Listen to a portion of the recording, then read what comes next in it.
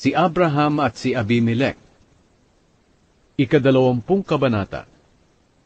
Umalis sina Abraham sa Mamre at pumunta sa Negev. Doon sila tumira sa kalagitnaan ng Kadesh at Shur. Hindi nagtagal, lumipat sila sa Gerar. Habang naroon sila, ang pakilala ni Abraham kay Sara sa mga tao ay kapatid niya ito. Kaya ipinakuha si Sara ni Haring Abimelech ng Gerar. Isang gabi, nagpakita ang Diyos kay Abimelech sa pamamagitan ng isang panaginip. Sinabi niya, "Mamamatay ka dahil kinuha mo ang babaeng iyan na may asawa na." Pero dahil hindi pa nagagalaw ni Abimelech si Sara, sinabi niya, "Panginoon, bakit niyo po ako papatayin at ang mga tauhan ko? Wala po akong kasalanan." Sinabi po kasi ni Abraham na kapatid niya si Sara, at sinabi rin ni Sara na kapatid niya si Abraham, "Inosente po ako at wala akong masamang balak sa pagkuha kay Sara."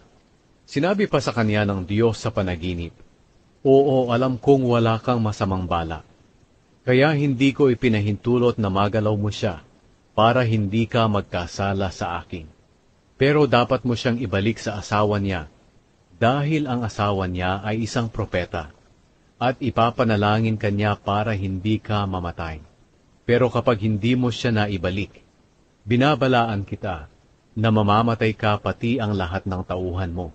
Kinabukasan, maagang ipinatawag ni Abimelech ang lahat ng opisyal niya at sinabi sa kanila ang tungkol sa kaniyang panaginip. At labis silang natakot. Pagkatapos, ipinatawag ni Abimelech si Abraham at tinanong, "Ano ang ginawa mong ito sa amin? Ano ba ang kasalanan ko sa iyo, na inilagay mo sa kapahamakan ang buong kaharian ko? Hindi tama ang ginawa mo. Bakit mo ito ginawa?" Sumagot si Abraham, "Akala ko po wala ni isa man dito na gumagalang sa Diyos. Kaya naisip ko na baka patayin niyo ako para makuha niyo ang asawa ko. Totoo po na magkapatid kami, pero sa ama lang at hindi sa ina. At napangasawa ko po siya. Nang sinabihan po ako ng Diyos na umalis sa tahanan ng aking ama, sinabi ko kay Sara na ipakilala niya na magkapatid kami, kahit saan kami pumunta.